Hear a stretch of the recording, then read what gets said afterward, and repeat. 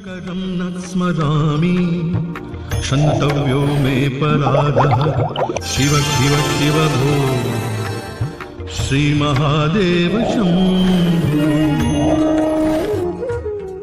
ज्योतिष में आस्था और विश्वास रखने वाले सभी दर्शकों को प्यार भरा नमस्कार। मेरे इस YouTube चैनल ज्योतिष अथय ज्ञान सागर को सब्सक्राइब करें और साथ ही साथ बेल आइकॉन के बटन को प्रेस करें ताकि सभी नोटिफिकेशन आपको मिलती रहें। वीडियो में दी गई जानकारी अगर आपको महत्वपूर्ण और ज्ञानवर्धक लगती है तो इसको शेयर और लाइक करना ना भूलें ताकि आपका प्यार और सपोर्ट इसी तरह से मुझे मिलता रहे। 3 सितंबर 2020 को राहु और केतु ने अपना राशि परिवर्तन किया है।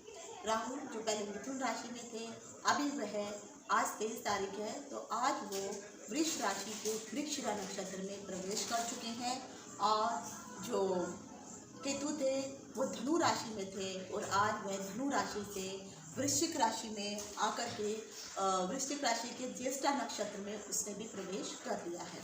राहु को लेकर के मैं पहले से ही आपको जानकारी दे चुकी हूँ कि राहु क्या शुभ या अशुभ फल देते हैं, कौन से भाव में कैसे फल देते हैं, मेष से लेकर के मीन राशि वालों को क्या फल देंगे, नक्षत्र सिद्धांत से क्या फल देंगे, ये सभी जानकारी मैं दे चुकी हूँ। लेकिन आज मैं आपको बताने वाली हूँ कि केतु जो है वृश्चिक राशि में रहने पर सभी राशि वालों को क्या फल देंगे और नक्षत्र सिद्धांत से भी कैसा फल देंगे और केतु से संबंधित जो महत्वपूर्ण जानकारी है वो मैं आज आपको देने वाली हूँ। राशियों को लेकर के मैं आपको बाद में वीडियो में बना के बताऊंगी, लेकिन आज मैं केतु जो है अभी जैसे वृश्चिक राशि में आ चुका है और वृश्चिक राशि के ज्येष्ठा नक्षत्र में है, तो वृश्चिक राशि में केतु कैसा फल देता है, ज्येष्ठा नक्षत्र में भी कैसा फल देता है और ज्येष्ठा नक्षत्र में अगर किसी का जन्म हुआ है ऐसे जातक कैसे होते हैं और केतु का असल में जो है प्रभाव क्या होता है, किस प्रकार के अगर उनको शुभ लाभ देना है तो क्या लाभ देंगे, अशुभ अगर फल देने हैं तो क्या फल देंगे और कैसे पहचाने कि कौन से लोग केतु से प्रभावित होते हैं। तो इन सभी चीज़ों की जानकारी लेकर के मैं डिम्पल शानी ज्योतिष अथय ज्ञान सागर के माध्यम से अपने सभी नए और पुराने दर्शकों का हार्दिक स्वागत करती हूँ। नमस्कार। तो जैसे अगर आप देख रहे होंगे व्हाइट बोर्ड के ऊपर मैंने लिखा है केतु का वृश्चिक राशि के ज्येष्ठा नक्षत्र में प्रवेश 23 सितंबर 2020 में क्या फल देने वाला है। अगर आप कुंडली का चार्ट देख रहे हैं तो यहाँ पे मैंने जो है ज्येष्ठा नक्षत्र को, क्योंकि केतु को के बारे में मैं बताने वाली हूँ, तो केतु को मैंने लगन में रखा है और फिर जो सप्तम भाव पे है वो राहु आ गया है, तो इस हिसाब से कौन सी राशि को क्या फल मिलेगा ये मैं आपको बताऊंगी। लेकिन सबसे पहले जो है मैं आपको बताऊंगी कि केतु यहाँ पर लोगों को क्या फल देता है। ये सबको पता है कि राहु और जो केतु थे वो एक स्वर्ग भानु नामक जो राक्षस हुआ करता था, जो राक्षसों का सेनापति हुआ करता, बहुत इंटेलिजेंट था, उसने जाकर के अमृत की चोरी की और फिर मृत्यु का ग्रास हो गया। लेकिन क्योंकि वह अमृत चख चुका था, इसी कारण जब मोहिनी रूपी विष्णु ने उनका सर धड़ से अलग किया तो सर के नीचे का हिस्सा जो था वो राहु बन गया और ऊपर का हिस्सा केतु बन गया। बहुत सारे लोगों में अभी भी ये द्वंद्व बना रहता है। कुछ लोग कहते हैं कि नहीं ये राहु है और नीचे का हिस्सा केतु है, जो गलत है, क्योंकि ऊपर का हिस्सा ये जो है राहु जो भी करता है वो दिमाग बिना सोचे समझे काम करता है। राहु के पास जो है दिमाग नहीं होता है, इसीलिए, और ना ही राहु के पास आंखें होती है क्योंकि आंखें हमेशा दिमाग में होती हैं। तो राहु जब किसी को देने पे आता है तो अचानक ही वो छप्पर फाड़ के देना शुरू कर देता है, परंतु जो केतु होता है वो अलग होता है। इसी कारण अगर आप नव ग्रहों में देखेंगे तो केतु ही एक ऐसा ग्रह होता है जिसको मोक्ष का कारक माना जाता है, क्योंकि केतु के कारण ही मोक्ष प्राप्त होता है, किसी और अन्य ग्रह के कारण नहीं। लेकिन इसके पीछे का भी एक कारण है कि केतु के साथ और भी कंडीशंस देखी जाती हैं कि वो मोक्ष देगा या नहीं, लेकिन ये अलग टॉपिक है। तो अगर आप देख रहे हैं तो इस वक्त जो केतु है यहाँ पर जो अगर आप देखेंगे तो ये वृश्चिक राशि में बैठा हुआ है और ज्येष्ठा नक्षत्र में है। हालांकि जैसे मैंने पिछली बार भी आपको बताया है कि ऋषियों ने जो है राहु और केतु की दो उच्च राशियाँ मानी थी। तो पिछली बार जो थी मिथुन राशि में मिथुन राशि में राहु थे और धनु में केतु थे, तो उन्होंने क्या फल दिया आप सब देख चुके हैं। लेकिन अब वृष राशि में जो ये राहु आए हैं और वृश्चिक राशि में जो केतु आए हैं, हालांकि देखा जाए तो वृश्चिक राशि में केतु भी उच्च के होंगे और राहु वृष राशि में उच्च के होंगे। और वृश्चिक राशि जो होती है अगर आप देखेंगे तो वो मंगल की राशि होती है। और अक्सर आपने से ये जरूर सुना होगा कि कुजबत केतु, यानी हमेशा जब केतु काम करता है तो मंगल के इशारे पर काम करता है। मंगल जैसे केतु को आदेश देता है तो उसी के अनुसार ही जो है केतु कार्य करता है। और केतु जो है इस बार आ गया है मंगल की राशि में और यहाँ पर ये उच्च के होते हैं। तो राहु और केतु को के बारे में अगर आप देखेंगे तो बहुत सारे लोगों ऋषि मुनियों ने, जैसे मैंने कहा कि अंतर माना है, लेकिन ये यहाँ पर भी उच्च का ही फल देने वाले हैं। और शास्त्रों में कहा गया है कि जब भी कोई ग्रह उच्च का होता है उस समय जो भी उसके अंदर की बुराइयाँ होती हैं वो ख़त्म करके वो सभी राशियों को, सभी ग्रहों को कोई कुछ ना कुछ शुभ फल प्रदान करना चाहता ही चाहता है। लेकिन डिपेंड भी करता है कि आपकी कुंडली में आपके केतु की स्थिति कैसी है। राहु और केतु को प्रसन्न करने के लिए अगर आप देखेंगे तो वैदिक ज्योतिष में बहुत सारे ग्रह बताए गए हैं और बहुत सारे उपाय भी बताए गए हैं जिनके अनुसार लोग जो है केतु का उपाय करते हैं। और अगर कोई केतु ग्रह खराब हो तो उससे उनको फल भी मिलता है, शुभ फल भी मिलता है। अगर आप विषोत्तरी दशा के अनुसार देखते हैं तो राहु और केतु का जो वर्णन है वो हर विषोत्तरी दशा के अनुसार भी कहा गया है। हालांकि अगर ब्रह्मांड में अगर आप राहु और केतु को ढूंढने जाएंगे तो 7 ग्रह तो आपको मिल जाएंगे, लेकिन राहु और केतु सदियों लग जाएंगे फिर भी आप उनको नहीं ढूंढ पाएंगे। केतु को अगर आप देखेंगे तो केतु के बारे में कहा गया है जो इसकी दृष्टि होती है, जब केतु देखता है तो उसकी दृष्टि लाल रंग की होती है।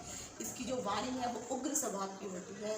तो ये शरीरहीन है, क्योंकि मैंने कहा है केतु सिर का हिस्सा है, ये ऊपर का हिस्सा है, तो नीचे इसका शरीर ही नहीं है। और अगर देखेंगे तो ये उग्र शास्त्र सहित पतित, यानी जो लोग जो है गुस्से वाले होते हैं और जो लोग शस्त्रों से जो लड़ाई करते हैं उनको भी केतु इंडिकेट करता है। ये जो लोग पतित हो जाते हैं अर्थात जो पूरी राह पे चलने लग पड़ते हैं उनको भी केतु इंडिकेट करता है। धुएं का जो कलर होता है, राहु और केतु के लिए धुएं जैसा कलर बताया गया है वो केतु का ही कलर होता है। और जिन लोगों का जो वर्ण होता है वो भी धुएं के जैसे ही दिखाई देता है। ये केतु एक दुबला पतला जो इंसान होता है, उनकी प्रवृत्ति दुष्ट होती है।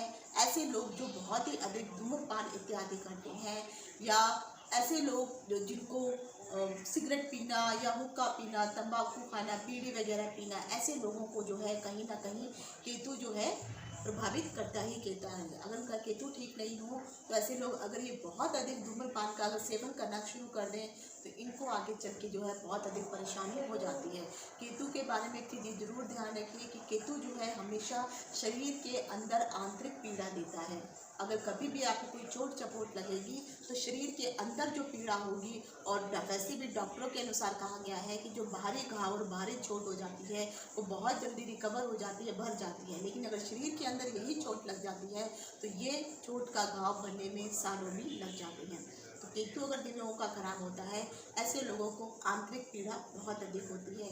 यानी भाव के अनुसार केतु जहाँ पर भी होगा, अभी जैसे देख लीजिए वृश्चिक राशि में केतु लगन में बैठा हुआ है, तो लगन में हालांकि ये उच्च का होकर के बैठा है लेकिन फिर भी ये अपना शुभ फल तो देगा। लेकिन हर अच्छे इंसान, अगर ये बेशक ये सबको पता है कि ये क्रूर ग्रह है, छल कपट करने वाला, धोखा देने वाला ग्रह है, तो बेशक ये अच्छा बन जाए, लेकिन कहीं ना कहीं जो आदमी का नेचर होता है, जो प्रवृत्ति होती है वो मिटती नहीं है। चाहे आप उनको ऋषियों के समूह में भी बिठा दीजिए, वो कुछ तो अच्छापन सीखेगा, लेकिन जो उसके अंदर की जो प्रवृत्ति है उतनी जल्दी समाप्त नहीं करेगा। तो बेशक ये उच्च का हो भी जाएगा, लेकिन फिर भी कहीं ना कहीं अगर ये दुष्ट प्रभाव देता भी है तो आपको शरीर के अंदर, यानी आपका जो लगन है, वृश्चिक लगन वाले जो शरीर है, उनको जो है अपने शरीर की जो है देखभाल करने की ज़रूरत है। बाकी डिटेल में आगे आपको बताऊंगी जब राशियों से संबंधित बातें करूँगी। जो ऋषि हैं, एक मंथेश्वर ऋषि है, उनका कहना था कि जो हृदय रोग होता है, जिन लोगों को कोढ़ हो जाता है या जिन लोगों की जो बुद्धि भ्रष्ट हो जाती है, अभी जैसे मैंने कहा कि केतु जो है आपके शरीर में बैठा हुआ है, तो कहीं ना कहीं आप लोगों की बुद्धि में एक जाल सा बिछा देगा, भ्रम पैदा कर देगा। आपको लगेगा कि बस ये होने वाला है, ये चीज़ बन जाएगी, ये काम हो जाएगा, लेकिन आगे देखेंगे तो वो होगा नहीं। तो एक तरह से भ्रम उत्पन्न कर देता है। कई लोगों को कोढ़ हो जाता है या उनके शरीर पे आप वाइट वाइट पैचेस देखते हैं, तो ये भी अगर उनका केतु खराब हो तो इस कारण उनके वाइट पैचेस उनकी बॉडी पे दिखाई देते हैं।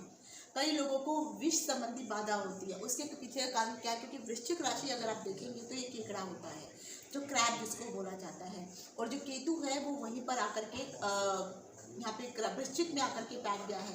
तो कहीं ना कहीं केतु जो है वृश्चिक के भी कुछ ना कुछ जो क्रैब है उसकी भी कुछ ना कुछ जो है गुण लेगा। और वृश्चिक राशि में अगर आप देखेंगे जो केकड़ा होता है उसकी पूंछ में हमेशा जहर होता है। तो कहीं ना कहीं अगर आपका केतु ठीक नहीं है तो विष से संबंधित प्रॉब्लम, यानी अगर कहीं आपने ध्यान नहीं दिया तो कोई आपने एक्सपायरी मेडिसिन खा ली तो इस तरह से आपके शरीर को परेशानी भी हो सकती है। तो विष को ये इंडिकेट करता है। पैरों में रोग हो सकते हैं, कई लोगों को बहुत जल्दी पिचाश, भूत प्रेत आदि की बाधा लग जाती है। तो केतु अगर कमजोर हो तो उनको इस प्रकार की प्रॉब्लम होती है।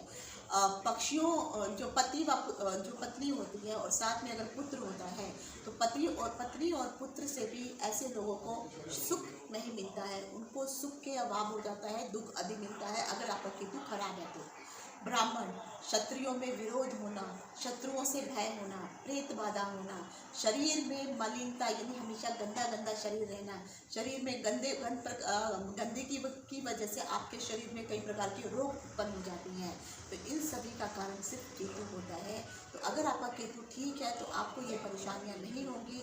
लेकिन जो मैंने अभी चीज़ें बताई हैं, अगर आपके साथ इस प्रकार का आचरण है, आपकी बुद्धि इस प्रकार की है, तो कहीं ना कहीं यही केतु आपको जो है परेशान भी करेगा आने वाले अगले 18 महीने तक। जिन लोगों को स्किन संबंधित एलर्जी हो जाती है और शूल रोग होता है, जिससे एक तरह से बुखार होता है, उस प्रकार का रोग होता है, भूख बहुत अधिक लगती है, फोड़े फुंसियाँ आदि शरीर पर हो जाना, ये सब भी केतु अगर खराब होता है तो ऐसा माना जाता, ऐसा प्रभाव उनके शरीर पर देखने को मिलता है। केतु से सबसे बड़ी चीज़ अगर आप देखेंगे तो अगर हम ग्रहों में देखते हैं तो नाना जी को जो है केतु के द्वारा प्रदर्शित किया जाता है। अगर आपकी कुंडली में केतु ग्रह बहुत शुभ है तो आपकी नाना की स्थिति बहुत अच्छी है। अगर आपके केतु ग्रह शुभ नहीं है तो आप सोच समझ सकते हैं कि आपके नाना की जो स्थिति थी उतनी अच्छी नहीं थी। अब जैसे मैंने कहा कि इस बार जो है केतु है वो ज्येष्ठा नक्षत्र में आ रहा है। तो आखिर ज्येष्ठा नक्षत्र होता क्या है, उसके स्वामी क्या है, अगर आपका जन्म ज्येष्ठा नक्षत्र में है तो क्या फल मिलता है।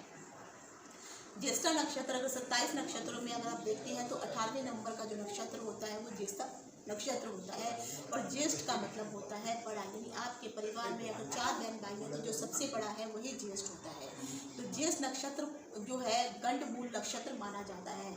मूल यानी जो केतु के नक्षत्र होते हैं, मूल, मघा, मूल, ज्येष्ठा जो है ये केतु के नक्षत्र होते हैं।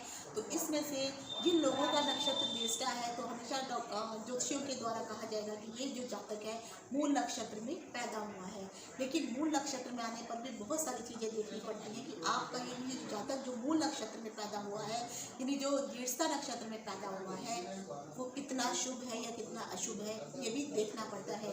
सिर्फ ज्येष्ठा नक्षत्र कहने से ही व्यक्ति अशुभ हो जाएगा ऐसा नहीं है। कुछ जो ज्योतिष हैं उनके कारण ये भी कहना माना कहा जाता है कि जो ज्येष्ठा नक्षत्र जिन लोगों का होता है या जिन लोगों के ऊपर ज्येष्ठा नक्षत्र प्रभावित करते हैं, ऐसे व्यक्तियों के अंदर ना, क्योंकि जैसे मैंने कहा कि ज्येष्ठ होता का मतलब होता है बड़ा, तो अगर उन लोगों की उम्र छोटी भी हो लेकिन उनके जो विचार होते हैं, उसमें की जो सोचने की जो शक्ति होती है वो बहुत बड़े लोगों के जैसे हो जाती है। कई बार आपने देखा होगा बहुत से छोटे छोटे बच्चे होते हैं जिनकी उम्र कम होती है लेकिन बातें वो जो है बड़ों जैसे करते हैं। तो कहीं ना कहीं उनके ऊपर ज्येष्ठा नक्षत्र का प्रभाव होता है, जिसके कारण वो अपने आयु से पूर्व ही शारीरिक और मानसिक रूप से परिपक्व हो जाते हैं और उसी अनुसार फिर वो उसका प्रभाव भी आगे दर्शाने लगते हैं। ज्येष्ठा नक्षत्र का जो स्वामी होता है वो बुध ग्रह होता है और इस नक्षत्र के अंदर जो है 4 चरण आते हैं। वृश्चिक राशि में ज्येष्ठा नक्षत्र पड़ता है और जिसके कारण इस नक्षत्र पर बुध ग्रह के साथ साथ वृश्चिक राशि का स्वामी जो मंगल होता है, इन दोनों का प्रभाव उस जातक के ऊपर आपको दिखाई भी देता है। तो जैसे मैंने कहा कि कुछ मत केतु, क्योंकि केतु जो है वो मंगल के राशि में आया है और जो वृश्चिक है वो बुध की ज्येष्ठा नक्षत्र है, ये बुध का नक्षत्र है। तो कहीं ना कहीं जो है आपके ऊपर जो है बुध ग्रह का प्रभाव भी दिखाई देगा और मंगल ग्रह का प्रभाव भी दिखाई देगा। और जो केतु है आपको जो है कहीं ना कहीं जो शुभ फल देने की चेष्टा करेगा ही करेगा।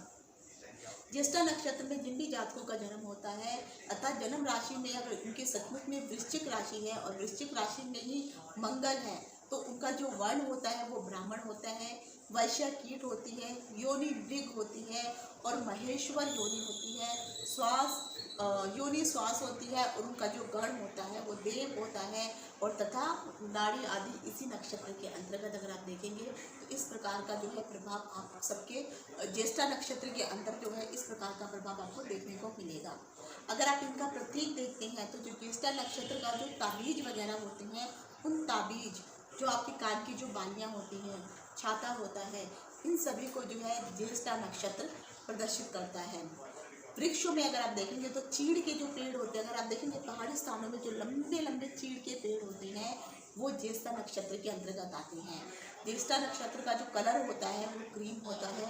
अगर अक्षरों में देखें कि जिन जातकों का जन्म ज्येष्ठा नक्षत्र में हुआ है तो उन जातकों का जो नाम का अक्षर होगा या तो ना होगा या होगा, तो जिनका भी ना या से नाम शुरू होता है तो ऐसे जातक जो है ज्येष्ठा नक्षत्र में पैदा हुए माने जा सकते हैं। या तो अगर आपके पास जन्म कुंडली नहीं है तो आप सोच सकते हैं कि आपका जो नक्षत्र है, जन्म कुंडली ना होने के कारण लेकिन आपके नाम का अक्षर ना या है तो आप ज्येष्ठा नक्षत्र के अंतर्गत आते हैं।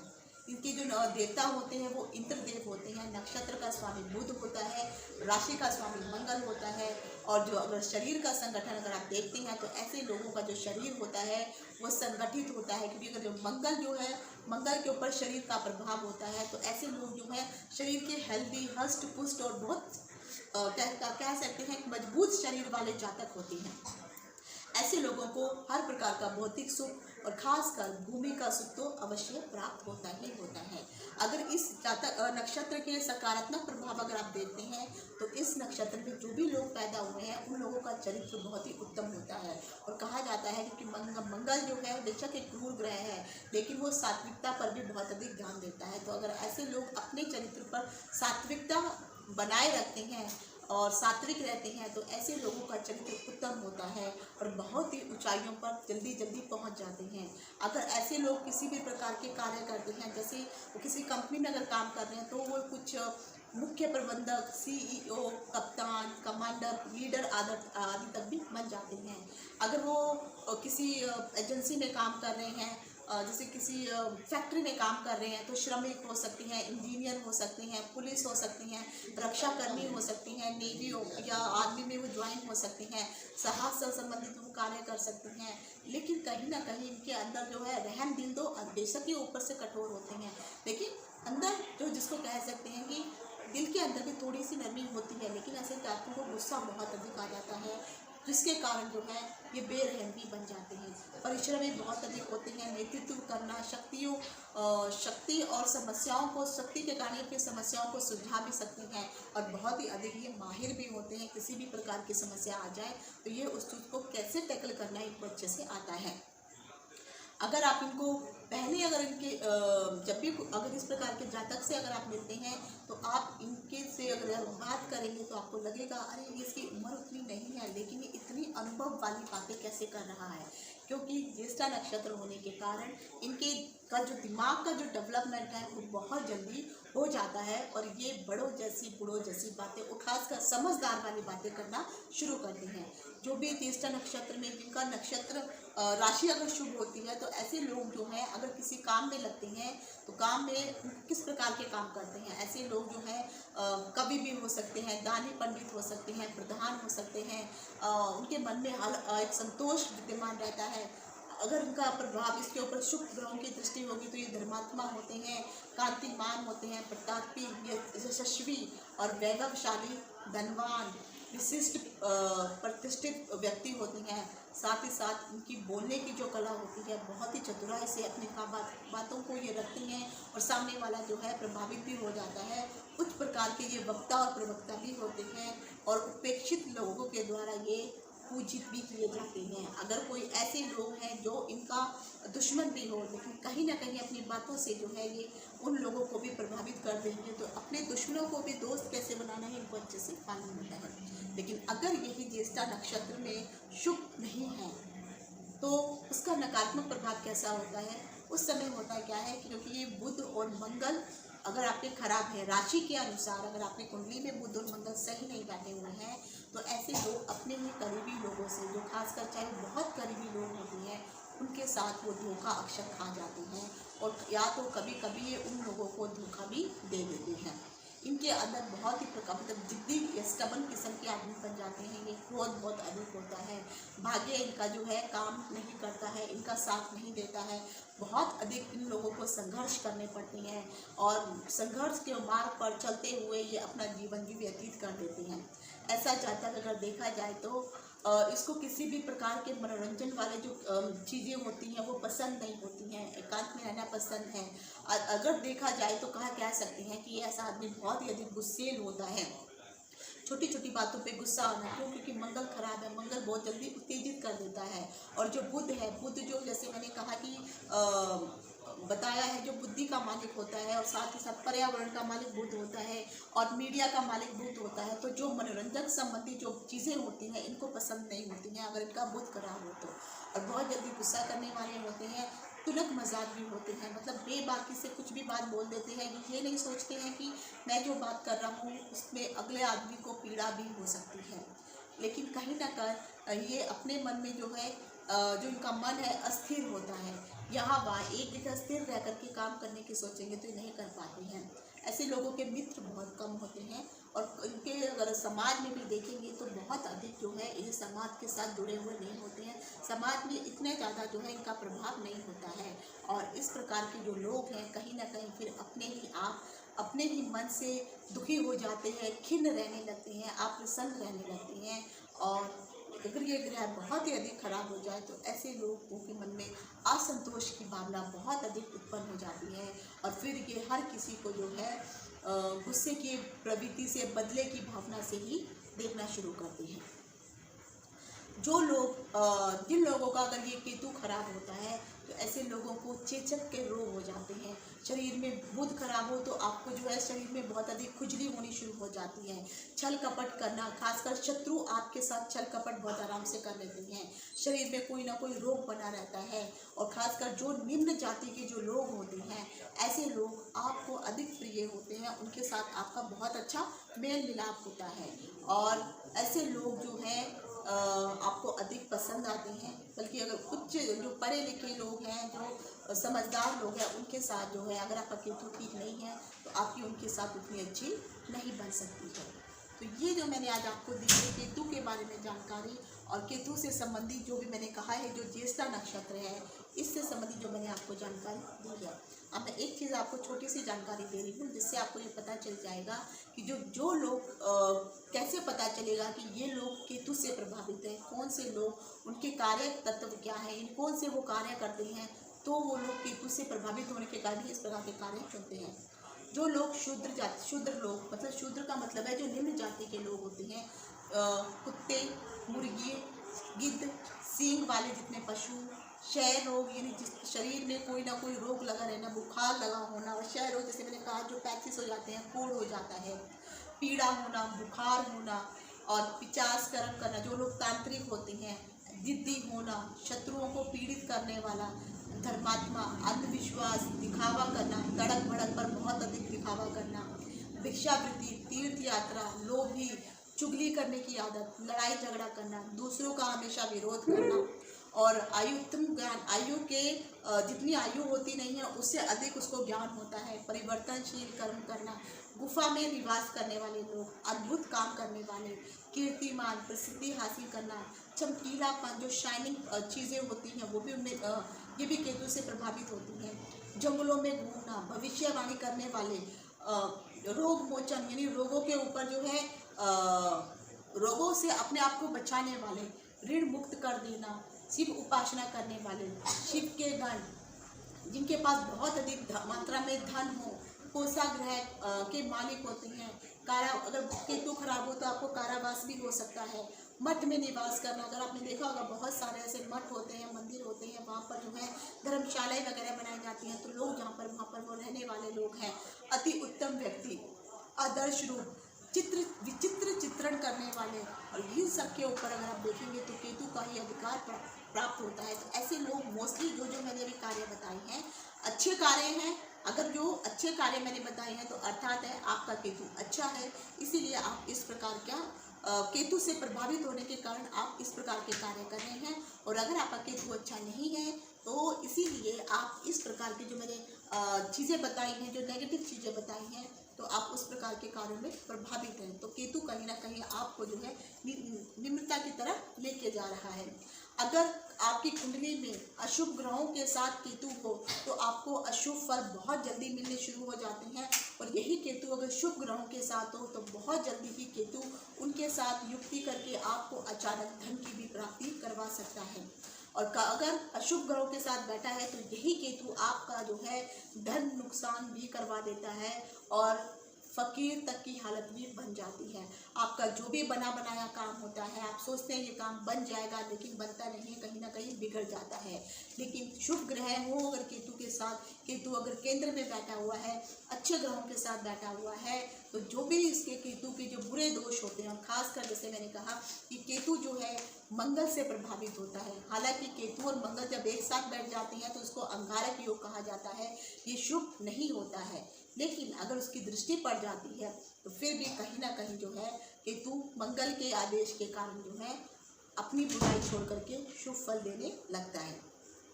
तो ये थे केतु से संबंधित जानकारी, और ये मैंने आज आपको बताया है कि केतु क्या क्या फल देने वाला है, केतु कैसा रहने वाला है। अब अगले वीडियो में मैं आपको बताऊंगी कि केतु जो है मेष से लेकर के मीन राशि वालों तक को क्या शुभ या अशुभ फल देने वाला है। आशा करती हूँ कि आपको ये जानकारी पसंद आई होगी। अगली बार मिलूंगी फिर एक नए वीडियो के साथ। तब तक